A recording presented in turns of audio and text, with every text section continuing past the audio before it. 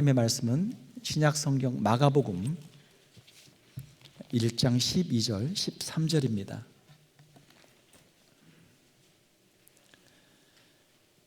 신약 성경 53페이지 마가복음 1장 12절과 13절 우리 합독해서 같이 읽도록 하겠습니다. 성령이 곧 예수를 광야로 몰아내신지라 광야에서 40일을 계시면서 사탄에게 시험을 받으시며 들짐승과 함께 계시니 천사들이 수종 들더라. 아멘. 오늘은 시험이란 주제로 함께 말씀을 나누도록 하겠습니다. 시험이란 그 단어만 들어도 가슴이 떨리는 사람들 있죠. 우리 특별히 학생들 같은 경우. 저도 이제 초등학교, 중학교, 고등학교, 대학교를 다니면서 시험을 많이 봤는데 공부를 열심히 해도 시험을 앞두고는 항상 좀 떨렸던 기억이 납니다. 그렇지만 학생들에게는 시험이 없을 수가 없죠. 시험이 있어야 성적을 확인할 수 있고 또 그리고 어느 정도 성적을 내야 이제 졸업을 하거나 어떤 라이센스를 받을 수 있기 때문에 시험이란 과정은 필수적인 그런 과정이죠. 우리의 신앙 생활을 하면서도 결코 피할 수 없는 단어가 하나 있는데 바로 시험이란 단어입니다. 우리가 천국에 들어가 있다면 더 이상의 시험은 필요 없겠죠. 그러나 우리가 아직 이 땅에 살고 있기 때문에 아직 우리는 천국에 가는 과정이 있기 때문에 우리에게는 아직 남아있는 시험들이 있는 줄로 믿습니다. 우리가 지난주에 예수님께서 세례를 받으시고 하늘에서 내 사랑하는 아들이라는 음성을 주님이 들으셨죠. 자, 그런 일이 있고 난 바로 후에 성령께서 예수님을 광야로 이끄시는 장면이 오늘 본문에 기록이 되어 있습니다. 우리의 인생을 살다 보면은 여름이 있고 또 겨울이 있고 또 낮이 있고 밤이 있죠. 항상 업앤다운이 있기 마련 아닙니까? 하늘에서 음성이 들려서 너는 내 사랑하는 아들이다, 내가 너를 기뻐하노라 라는 아버지의 음성을 들었을 때 예수님은 얼마나 기뻤겠어요. 야, 내가 이제 공생의 사역을 시작하는데 주님이 나를 사랑하시고 나를 기뻐하시니까 내가 이 사역을 능히 감당할 수 있으리라.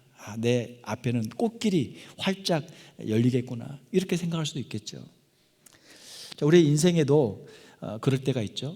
우리가 은혜를 받을 때가 있습니다. 큰 은혜를 받을 때가 있어요. 야, 이제 내가 주님 안에서 모든 것을 다 할 수 있습니다. 이제는 나는 주님과 함께 동행하면서 그 누구도 두렵지 않고 어떤 시험도 다 이길 수 있습니다. 우리 마음속에 그런 은혜가 찾아올 때가 있습니다.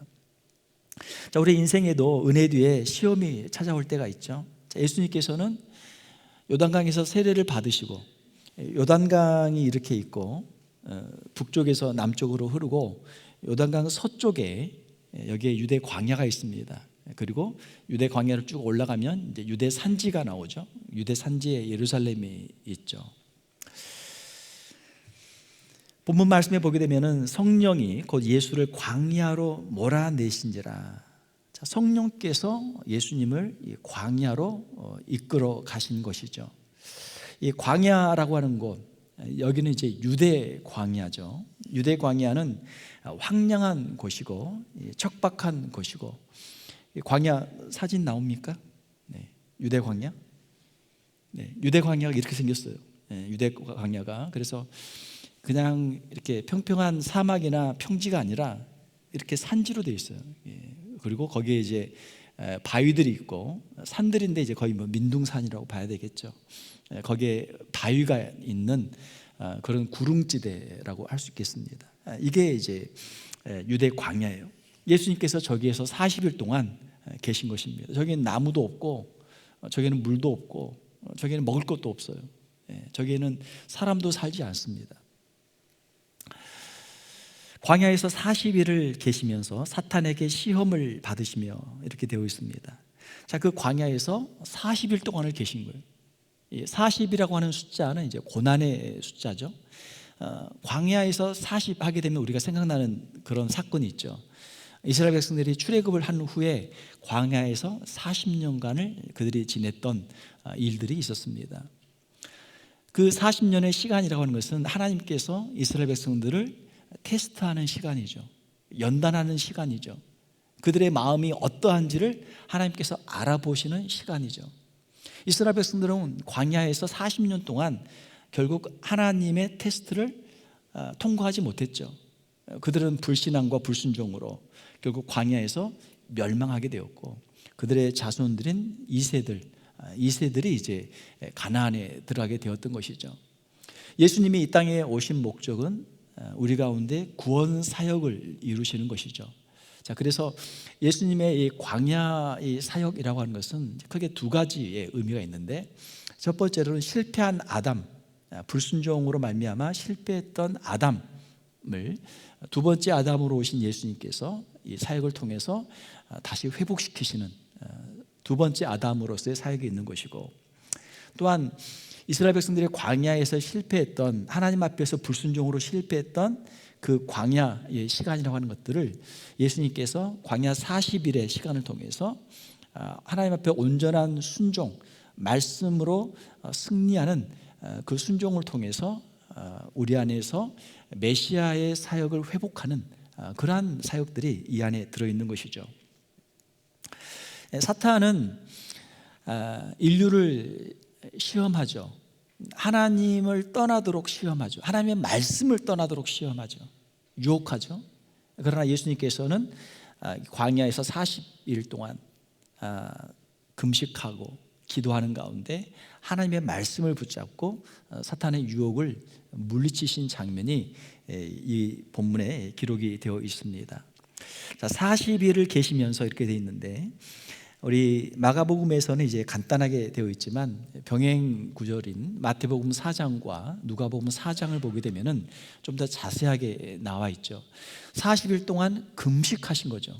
밤낮으로 줄이신지라 이렇게 되어 있습니다. 금식하신 거예요. 사람의 몸은 333 법칙이 있습니다. 첫 번째 3은 우리가 3분 이상 호흡을 하지 않게 되면 이 문제가 생긴다. 건강에 문제가 생긴다. 뇌에 산소 공급이 되지 않기 때문에 뇌 기능에 문제가 생긴다. 그리고 3일 동안 물을 마시지 않으면 우리 몸에 문제가 생긴다. 그리고 3주 동안 음식을 먹지 않으면 생명이 위험하다. 이게 333 법칙이에요. 그래서 우리가 이제 금식이라고 하는 것은 보통 우리가 이제 뭐 병원에 우리가 어포인트먼트 하게 되면은 이제 금식하신 분들 많잖아요. 우리 어르신들 뭐 이제 내시경을 해야 된다. 뭐 금식을 해야 검사를 할 수 있잖아요. 금식하면 어떻습니까? 장을 다 비워야 돼요. 굶어야 돼요. 그러면 최소한 하루 정도, 이틀 정도는 굶어야 되는데, 굶으면 어때? 사람이 힘이 없어져. 하루만 굶어도, 이틀만 굶어도 힘이 없어지고 사람이 이제 약해지는 게 인간의 육체입니다. 40일을 금식하셨는데 하루에서 3일 정도를 이제 굶게 되면은 지방을 이제 태워서 에너지를 만들어요. 지방이 없어져요. 몸에 있는 지방이 사라져요. 그리고 일주일에서 2주일 정도를 이제 금식을 하게 되면은 우리 몸에 있는 근육, 단백질을 분해해 가지고 에너지를 만들어요. 그러니까 이제 굉장히 몸이 약해지는 거죠. 그리고 3주 이상이 지나가게 되면 이제 생명의 위협을 받게 되는 그런 상황에 처하게 되는 거죠. 자, 예수님께서는 40일이니까 40일이 넘으면 사람들이 죽는 경우가 많거든요. 거의 죽거든요. 그래서 예수님은 아주 극한의 고난의 현장에 계셨다라고 하는 것이죠. 사탄에게 시험을 받으셨다 이렇게 되어 있죠. 사탄이 나오는데, 사탄이라는 단어는 히브리어 사탄이라는 단어를 그대로 음력한 단어입니다. 사탄의 뜻은 대적자, 반대자, 방해자죠. 하나님을 대적하고 하나님을 반대하고 하나님의 사역을 방해하는 자라는 그런 뜻입니다. 이 사탄은 영적인 존재죠. 천사 중에 하나로 있다가 하나님을 대적하고 타락한 천사를 우리가 사탄이라고 하죠. 헬라어로 이제 디아볼로스라는 단어가 있는데, 이 디아볼로스라는 단어를 이제 번역을 해서 영어로 데블이라고 하고 한글로 이제 마귀라고 이렇게 번역을 했죠. 이 디아볼로스의 뜻은, 디아라고 하는 것은 이제 중간에 있다라는 그런 뜻인데, 하나님과 사람 사이에서 중간에서 이간질하고 하나님 앞에 우리의 죄를 참수하고 우리를 비방하는 역할을 하는 존재가 바로 디아볼로스, 마귀라는 존재죠. 사탄이나 마귀는 똑같은 영적 존재인데 그의 하는 역할에 따라서 이제 서로 다른 이름을 준 거죠. 하나님을 대적할 때는 사탄이라고 하는 것이고, 하나님과 우리 인간 사이에서 우리 인간들을 참소할 때 마귀라는 호칭을 준 것이죠. 자, 이 사탄이 시험을 하게 되죠. 자, 시험이라는 단어가 나오는데, 시험이라는 단어의 헬라어 원어는 페이라조라는 단어입니다. 페이라조. 이 페이라조는 두 가지의 의미를 가지고 있습니다. 첫 번째로는 가치를 증명하기 위해서 테스트한다라는 그런 뜻이 있어요. 테스트. 한번 알아보는 거죠. 학생이 얼마나 실력이 있는지 시험을 보는 거죠. 자, 성경에서도 하나님께서 시험을 하는 경우가 있는데, 아브라함의 믿음을 하나님께서 테스트하신 경우가 있죠. 하나님께서 아브라함의 믿음이 어떠한지를 알아보시는 그런 경우가 창세기에 나와 있죠. 또한 욥기에 보게 되면 욥의 시련을 통해서 욥의 그 믿음을 하나님께서 이제 테스트하시는 그러한 장면도 있습니다. 자, 테스트는 하나님이 하시는 것이죠. 자, 그러나 하나님은 친히 아무도 시험하지 않으신다라는 야고보서 1장 13절의 말씀이 있는데, 그 야고보서 1장 13절에서의 문맥은 하나님께서 우리를 죄에 빠뜨리도록 우리를 유혹하지 않으신다라는 그런 의미죠. 이 페이라조 외에는 이제 두 가지의 의미가 있다는 말씀을 드렸는데, 첫 번째는 테스트의 의미고, 두 번째로는 바로 유혹의 의미입니다. 넘어뜨리기 위한 유혹이죠. 이 유혹은 사탄이 하는 것이죠. 사탄은 예수님의 공생의 사역을 방해하고 가로막기 위해서 예수님을 유혹했던 것이죠. 예수님이 광야에서 받았던 이 시험은 두 가지 의미가 있는데, 하나님과 성령께서 하시는 시험의 입장에서는 예수님께서 메시아로서의 공생의 사역을 하기 전에 메시아로서 준비된 그 모습을 확증하기 위한 그런 하나의 시험이 될 수 있는 것이죠. 이러한 과정들을 통해서 예수님이 누구이신가, 예수님이 바로 두 번째 아담으로 오신 분, 그리고 이스라엘이 실패했던 그 광야의 역사를 다시 회복하시는 분으로 예수님의 하나님의 아들이시고 메시아 되심을 보여주는 그런 과정으로 이해할 수 있죠. 또 하나는 사탄이 예수님의 공생의 사역을 방해하고 하나님의 구원 사역을 가로막기 위한 유혹으로도 우리가 볼 수 있는 것이죠. 자, 마태복음 4장과 누가복음 4장에 나오는 시험의 내용들을 보게 되면 세 가지의 시험이 있죠. 첫 번째로는 돌들로 떡덩이가 되게 하라. 배고프지? 자, 떡을 만들어서 먹어라 라고 하는 것이죠. 자신의 능력으로 기적을 베풀어서 자신의 배를 채우라라고 하는 그런 유혹입니다. 출애굽기 16장에 보게 되면 이스라엘 백성들이 광야를 지날 때 그들이 먹을 것 때문에 하나님을 원망한 일이 있었습니다. 광야를 지나다 보니까 먹을 게 없어요. 먹을 게 없으니까 하나님을 원망하죠.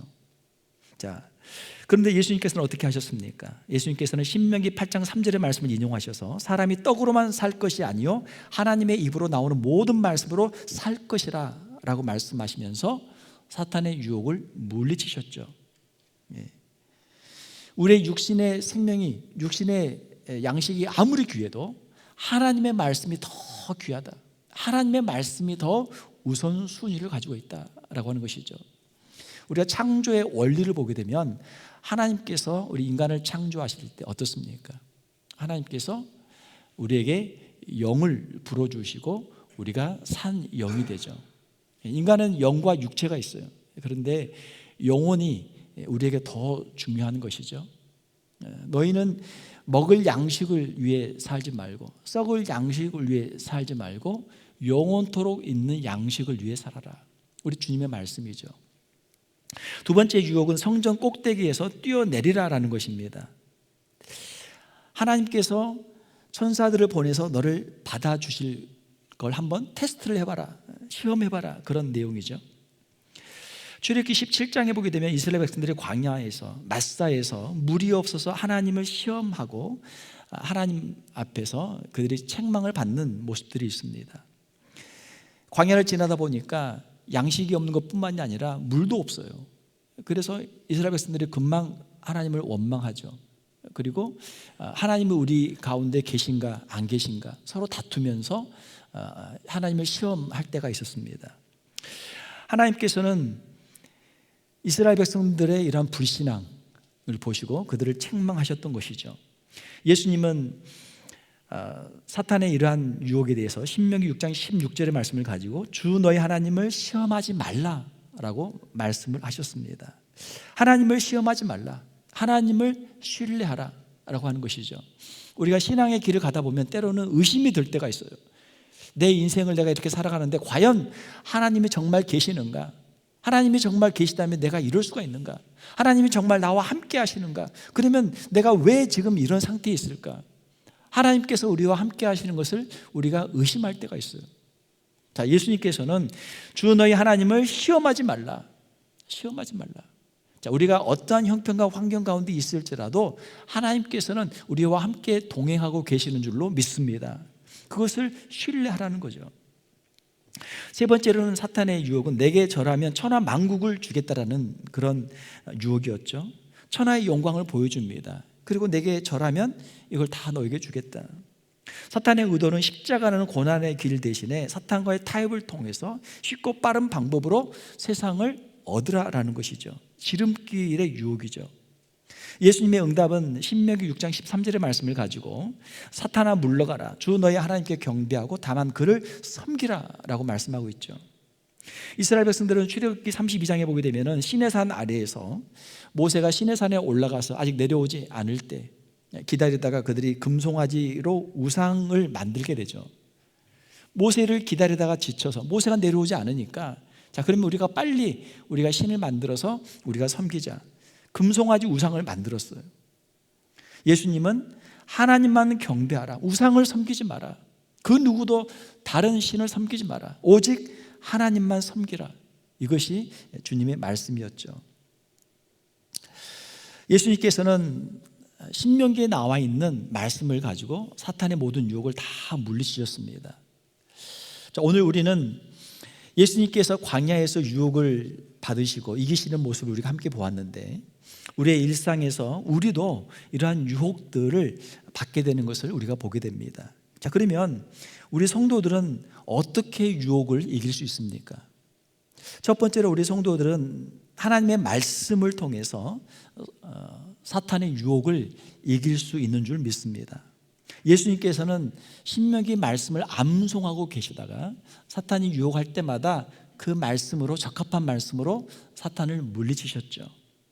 예수님의 말씀은 기록되었을 때 이렇게 되어 있죠. 기록되었을 때 성경에 이렇게 기록이 되어 있다.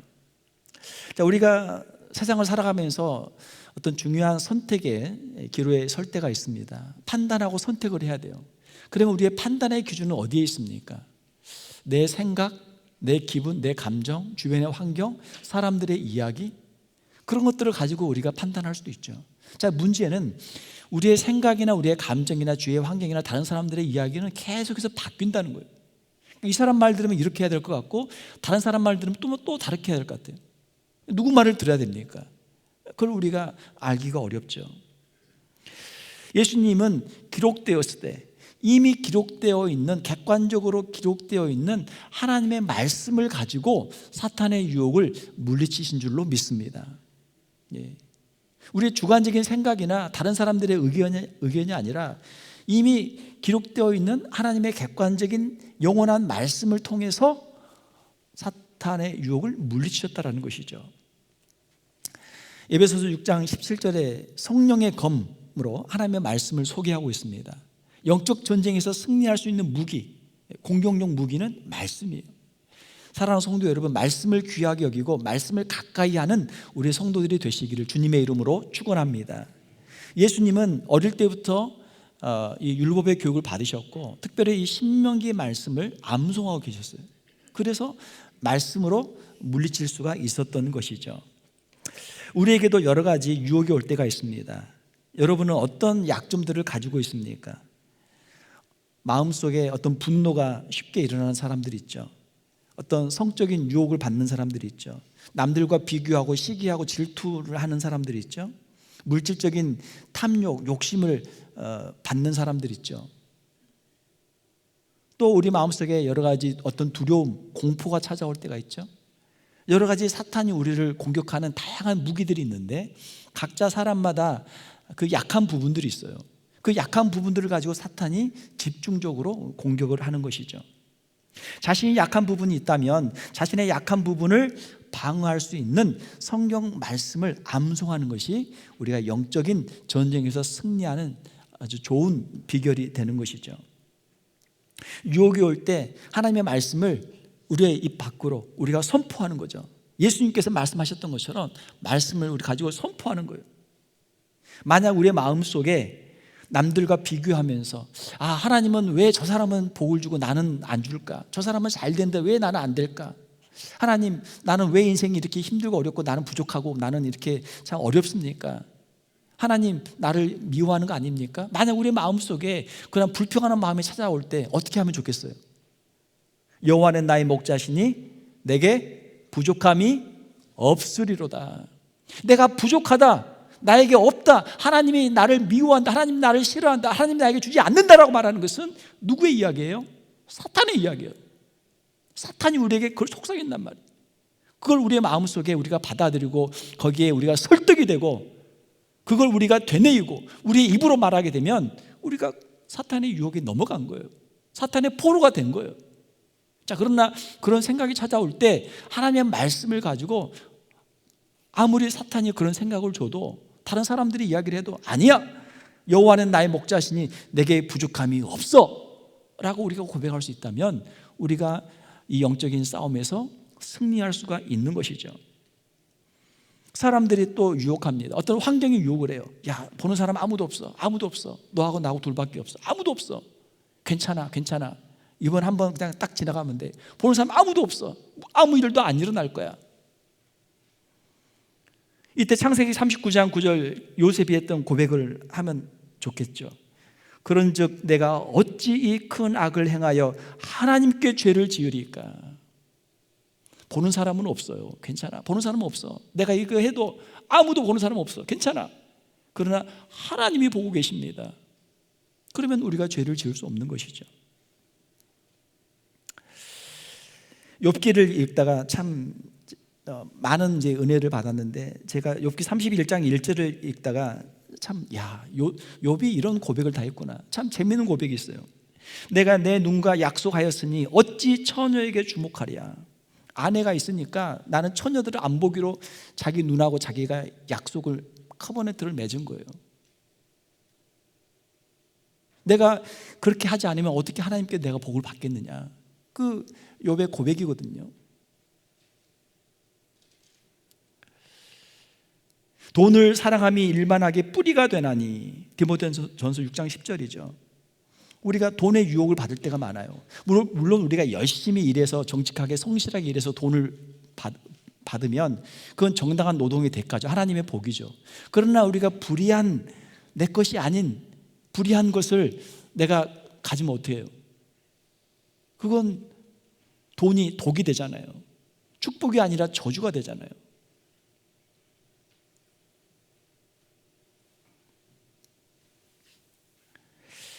두 번째로 우리가 유혹을 이길 수 있는 방법은 지름길의 유혹을 분별하고 피하는 것입니다. 사탄의 제시한 유혹들의 공통점들은 하나님의 방법 대신에 쉽고 빠른 길을 선택하라는 거예요.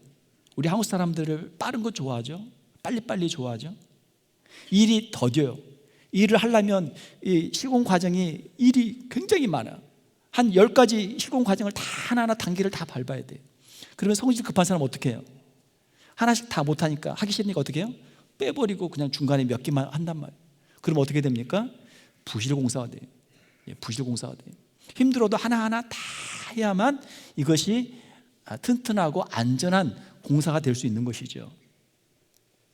사탄은 예수님에게 십자가와 고난의 길을 피하고 쉬운 길을 가도록 유혹을 한 것이죠. 그러나 예수님은 사탄과 타협하는 쉬운 길을 거부하고 십자가의 길을 선택하신 것입니다. 얼마 전에 한국에서 그런 이제 뉴스가 있었죠. 한국의 젊은 청년들이 캄보디아를 가가지고 거기에서 돈을 번다고 캄보디아를 간 거예요. 청년들이 많이 간 거예요. 아니, 한국에서 열심히 일해서 돈을 벌어야지 캄보디아에 가서 무슨 돈을 벌겠습니까? 캄보디아 가면은 돈을 쉽게 많이 번다라는 그런 광고를 받고 사람들이 많이 간 거예요. 거기서 뭐 했어요? 거기서 구금이 돼가지고 폭행을 받으면서 그 스캠, 사기 그거 하다가 그거 이제 다시 한국으로 압송돼 오고 했잖아요. 쉬운 길이 아니에요. 쉬운 길이 더 문제가 많고 어려운 길이 되는 것이죠. 자신의 연약함을, 세 번째는 자신의 연약함을 인정하고 유혹의 자리를 피하는 것이 유혹을 이기는 승리의 비결이 됩니다. 성경은 유혹에 대해서 때로는 피하라고 권고합니다. 디모데후서 2장 22절을 보게 되면 너는 청년의 정욕을 피하고, 여기서 피하고라는 것은 영어로 보면 flee, 도망가라는 거예요. 도망가라는 거예요. 그 자리를 피하라는 거예요. 멀리 피하라는 거예요. 요셉처럼 보디발의 아내의 유혹에서 멀리 피하라는 거예요. 어떤 사람이 내가 술을 끓여야 되겠다, 술을 안 마셔야 되겠다, 술집 앞에 가가지고 그 이야기 하다가 술병을 보고 술집에 들어가서 앉아있으면서 내가 술 안 마셔야지, 그렇게 말하는 어리석은 사람 아닙니까? 아예 술집을 안 가야죠. 술병을 멀리 해야죠. 만약에 스마트폰 중독이 있다, 스마트폰 들고 안 봐야지 그러면 네가 안 봐집니까? 안 된단 말이에요. 이걸 어디 서랍에 놓아놓든지 어디 다른 방에 갖다 놓든지 물리적으로 멀리 거리를 둬야만 문제가 해결되는 것 아닙니까? 그걸 보고 있으면은 사람은 견물생심이에요. 약해요. 우리는 생각보다 약해요. 넘어진단 말이에요. 유혹에 찾아올 때 거절하는 것이 지혜죠. 머뭇거릴수록 거기에 수렁에 빠지는 것이죠. 처음 생각이 들었을 때 단호하게 거절하는 것이 나중에 힘들게 싸우는 것보다 훨씬 더 쉽다라고 하는 것이죠. 네 번째로는 성령의 도우심을 간구하고 신앙 공동체의 도움을 받는 것입니다. 내 힘만으로는 한계가 있음을 인정하는 것이 영적 전쟁의 승리의 시작이죠. 우리가 왜 기도합니까? 영적 전쟁에서 내 힘으로 승리할 수 없기 때문에 우리가 기도해야 되는 줄 믿습니다. 우리가 기도하는 이유가 우리 힘이 부족하기 때문에 그래요. 우리 힘이 부족한 것을 아는 사람은 기도하고, 기도하는 사람은 승리하게 되는 줄 믿습니다. 내가 신앙생활 오래 했는데, 내가 목사인데, 장로인데, 권사인데, 나 괜찮아, 기도 안 해도 돼. 아니요, 넘어져요. 영적 거장이라는 사람들도 수없이 넘어져요. 유혹의 순간, 주님 제 힘으로 부족하니 저를 도와주세요. 주님 도와주세요. 우리가 기도할 수 있어야 될 줄 믿습니다. 이 유혹이라고 하는 것은 우리의 감추고 있는 죄나 유혹은 혼자 어둠 속에 있을 때 더 자라고 더 커져요. 믿을 만한 영적인 멘토나 또는 신앙 공동체에게 자신의 어려움을 솔직히 나누면 유혹의 힘이 급격히 약해져요. 자, 우리가 지금 교회에서 함께 와서 예배를 드리고 있는데, 이 추위를 헤치고 우리가 어떻게 모여서 함께 예배를 드리고 있는데, 지금 이 자리에서 지금 죄 지을 생각하는 사람은 거의 없을 거예요. 왜냐하면 주님이 여기 이 자리에 계시고 또 함께 우리가 찬양하고 예배하고 기도하고 있기 때문에 이 자리에는 악한 사탄 마귀가 틈타기가 어렵단 말이에요. 그런 유혹을 하기 어렵단 말이에요. 자, 그러나 여러분들이 예배가 끝나고 여러분들의 집으로 돌아가면 어때요? 여러분 가정에서 혼자 있고, 여러분 일터에서 혼자 있고, 사람들이 안 보는 곳에 혼자 있으면 어때요? 그러면 유혹이 찾아온단 말이에요. 유혹이 찾아와. 어떻게 우리가 신앙생활에 우리가 성공할 것인가? 자신의 연약함을 깨닫고 믿을 만한 영적인 신앙 공동체를 찾는 거예요. 영적인 도움을 줄 수 있는 사람들을 찾는 거예요. 좋은 목회자를 찾고, 좋은 신앙의 선배를 찾고, 좋은 신앙의 동료들을 찾는 거예요. 훌륭한 신앙의 선배들, 동료들을 보면 어떻습니까? 야, 저분은 힘들고 어려운데 어떻게 저렇게 열심히 신앙생활을 하지? 정말 어떻게 저렇게 뜨겁게 주님을 사랑하지? 야, 나도 저분처럼 정말 주님 앞에 귀하게 쓰임받고 싶다. 그런 도전을 주는 분들이 있잖아요. 디모데후서 2장 22절을 보게 되면 주를 깨끗한 마음으로 부르는 자들과 함께 의와 믿음과 사랑과 화평을 따르라. 내가 혼자서 신앙생활하면 점점 우리의 신앙생활이 약해질 수가 있고, 내가 때로는 강할 수 있지만 때로는 약해져요. 약해지면 어때요? 약해진 순간 넘어지게 된단 말이에요. 우리가 혼자 사는 게 편하죠? 혼자 살면 편해. 나한테 잔소리하는 사람도 없고 귀찮게 하는 사람도 없고 내 마음대로 하다니까 얼마나 편하고 좋아요. 혼자 살면 편하고 좋아요. 그러나 문제가 있어요. 어떤 문제가 있습니까? 내가 아플 때, 내가 문제가 있을 때 나를 옆에서 도와줄 사람이 없어요. 하다못해 뭐 등이 가려면 등을 긁을 사람도 없단 말이야. 예. 내가 아프면 누군가가 밥을 해주든지 병원에 데려다 주든지 해야 내가 다시 건강을 회복할 수 있잖아요. 교회가 그런 곳이에요. 여러분, 너무 신앙생활 자만하지 마시기 바랍니다. 혼자 할 수 있다고 생각하지 마시기 바랍니다. 우리는 연약한 존재들이에요. 그래서 우리는 교회가 필요한 사람들이에요. 신앙 공동체가 필요한 것이죠. 함께 모여서 기도하고 함께 모여서 찬양하고 함께 모여서 주님을 섬기는 일을 우리가 계획하고 주님을 섬길 때 주님께서 우리에게 이 유혹을 이길 수 있는 힘을 주시는 줄 믿습니다.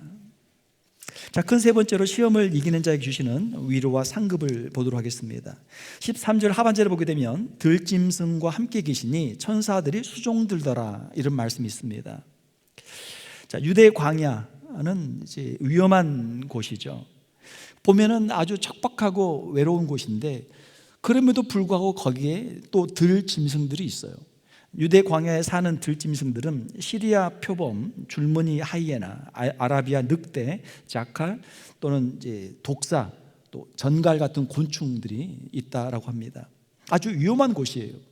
그렇게 살기 혹독한 곳에 또 이런 위험한 들짐승들, 곤충들이 있는 것이죠. 그 광야는 위험한 곳이었습니다. 사탄의 유혹이 있고 들짐승들이 있는 곳이에요. 자, 그러나 그곳은 사탄과 들짐승만 있는 곳이 아니었고 하나님이 보내주신 천사들이 있는 곳이었습니다. 사랑하는 성도 여러분, 우리가 신앙의 길을 걷는 가운데 하나님께 주신 사명을 감당하는 가운데 대적자들이 있죠. 참소하는 자들이 있죠. 우리를 방해하는 사람들이 있죠. 어렵게 하는 사람들이 있죠. 우리를 힘들게 하는 사람들이 있죠. 그런 사람들만 있는 건 아니에요. 우리가 주님이 주신 사명을 감당하는 길을 갈 때 하나님께서 보내주신 우리를 도와주는 사람들도 있는 줄로 믿습니다. 천사들이 바로 그런 존재들이죠. 주님의 도우심이 있습니다. 우리가 시험 당할 때도 우리가 혼자만 시험 당하는 거 아니에요. 주님께서 우리가 시험을 당할 때 우리와 함께 하시는 줄로 믿습니다. 고린도전서 10장 13절을 보게 되면 사람이 감당할 시험 밖에는 너희가 당한 것이 없나니 오직 하나님은 미쁘사 너희가 감당하지 못할 시험 당함을 허락하지 아니하시고 시험 당할 즈음에 또한 피할 길을 내사 너희를 능히 감당하게 하시느니라. 우리가 시험을 볼 때 항상 빵점만 맞는 거 아니에요. 공부 잘해서 준비해서 시험 보면 100점 맞을 수도 있는 거예요. 우리가 사탄마귀의 유혹을 받을 때 항상 실패하고 우리가 넘어지는 거 아니에요. 때로는 우리가 영적 전쟁에서 승리할 수도 있는 거예요. 사랑하는 성도 여러분, 주님이 우리와 함께 하시고 주의 말씀이 우리와 함께 있고 주의 성령이 우리와 함께 계셔서 우리가 이 영적인 전쟁에서 승리할 수 있는 줄로 믿습니다. 영적인 패배주의에 빠질 필요가 없어요. 우리는 연약한 육체를 가졌기 때문에, 우리는 부족하기 때문에 항상 스스로 자기를 나름대로 이제 합리화를 하는 거죠. 내가 왜 실패했는가? 내가 왜 유혹에 빠졌는가? 실패에 대해서 나름대로 합리화를 한단 말이에요. 주님께서 우리와 함께 하시고 우리가 주님을 의지하면 이 영적 전쟁에서 우리가 승리할 수 있는 줄로 믿습니다. 예수님은 마귀의 시험을 통과한 후에 공생의 사역을 감당하셨어요. 무슨 말입니까? 이것을 통과해야 공생의 사역을 할 수 있다라는 거예요. 하나님은 시험을 통과하고 유혹을 이긴 자를 하나님은 사용하신 것입니다. 하나님은 깨끗한 그릇을 사용하세요. 디모데후서 2장 20절 이하에 보게 되면 큰 집에는 그릇들이 많이 있습니다. 금으로 만든 그릇, 은으로 만든 그릇, 나무로 만든 것, 질그릇으로 만든 것, 다양한 재질을 가진 그릇들이 있어요. 큰 그릇도 있고 작은 그릇도 있고 사이즈도 다양해요. 그런데 그 주인이 어떤 그릇을 사용합니까? 깨끗한 그릇을 사용해요. 자, 교회도 보게 되면 여기 다양한 사람들이 모여 있습니다. 키 큰 사람, 키 작은 사람, 건강한 사람, 몸이 약한 사람, 돈이 많은 사람, 돈이 적은 사람, 배운 게 많은 사람, 배운 게 적은 사람, 그릇이 큰 사람, 그릇이 작은 사람, 다양한 사람들이 모여 있어요. 하나님은 어떤 사람들을 사용하십니까? 하나님은 깨끗한 사람을 사용하세요. 아무리 능력이 많아도 범죄하고 넘어지면 사역을 감당할 수가 없어요. 사탄의 유혹을 이겨야만 주님이 주신 사명을 감당할 수 있는 줄로 믿습니다. 유혹을 이겨야만 상급을 받을 수 있고 주님 앞에 귀하게 쓰임 받을 수가 있는 거예요. 여러분, 기도 제목을 한번 이렇게 해보세요. 여러분이 약한 부분이 있다면, 혹시 실패하고 넘어지는 부분이 있다면 한번 그렇게 기도해 보세요. 주님, 제가 이런 약한 부분이 있습니다. 하나님, 이 부분을 하나님 고쳐주세요. 하나님, 이 부분을 도와주세요. 이 부분이 주님 앞에서 든든하게 서게 하여 주시옵소서. 그 부분이 고쳐지면, 그 부분이 세워지면 여러분이 한 단계 영적으로 더 성장하는 거예요. 더 성숙하는 거예요. 주님 앞에 더 귀하게 쓰임받는 거예요. 여기 이제 이 버킷이 하나 있어요. 한국 옛날 말로 바켓스가 하나 있어요. 자, 버킷이 하나 있어요. 여기에 구멍이 뚫어졌다면, 밑에 구멍이 하나 뚫어졌어요. 위에다 아무리 좋은 물, 좋은 뭐 기름, 좋은 거 아무리 많이 넣어도 어떻게 돼요? 구멍으로 줄줄줄 새는 거야. 줄줄줄 새는 거야. 어떻게 해야 돼요? 그 구멍을 막아야 돼. 그 구멍을 막아야 이 버킷이 제대로 물을 담거나 재료들을 담고 쓰임 받을 수 있단 말이에요. 우리의 인생 가운데 줄줄줄 새고 있는 구멍이 있어요. 그걸 누가 알아요? 사탄 마귀가 아는 거예요. 사탄 마귀가 귀신같이 아는 거예요. 예, 귀신같이 아는 거예요. 그래서 그 약점을 공격하고 우리가 넘어지면 우리는 하나님 앞에 쓰임을 받지 못한단 말이에요. 그것 때문에 우리가 넘어지면 주님 앞에 쓰임 받을 수가 없어요. 그 부분을 사탄이 공격하는 거예요. 말씀을 맺겠습니다. 사랑하는 성도 여러분, 지금 여러분은 어떤 유혹들을 받고 있습니까? 사탄은 끊임없이 우리의 약점을 파고들며 하나님과 멀어지도록 우리를 유혹하고 있습니다. 하지만 여러분, 너무 낙심하지 마시기 바랍니다. 우리보다 먼저 광야를 지나시고 승리하신 예수님이 우리와 함께 계신 줄 믿습니다. 예수님이 승리하셨던 하나님의 말씀이 우리에게도 있는 줄로 믿습니다. 내 안에 살아계신 하나님의 말씀을 우리가 묵상하고 암송하고 선포하면 우리도 이 영적 전쟁에서 승리할 수가 있는 줄로 믿습니다. 돌아오는 한 주간 하나님의 말씀을 가까이 하고 말씀으로 영적 전쟁에서 승리하고 주님 앞에 더 귀하게 쓰임받는 저와 여러분들이 되시기를 주님의 이름으로 축원합니다. 함께 기도하겠습니다. 하나님 아버지, 이 시간 우리 예수님이 승리하신 광야에서의 그 시험들을 우리가 함께 살펴보았습니다. 우리는 부족하고 연약하지만 우리도 예수님 안에서 새로운 피조물이 되었고, 우리 안에도 성령님이 살아계시고 우리에게도 하나님의 말씀이 있사오니 성령님을 의지하게 하시고 주님의 말씀을 의지하게 하시고 우리의 성도들도 이 영적인 싸움에서 승리하는 우리의 귀한 성도들이 되게 하여 주시옵소서.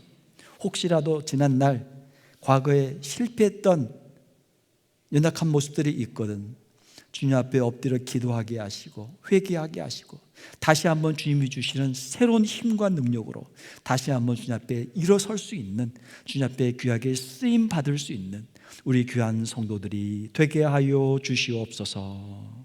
거룩하신 우리 주 예수님의 이름으로 기도하옵나이다. 아멘.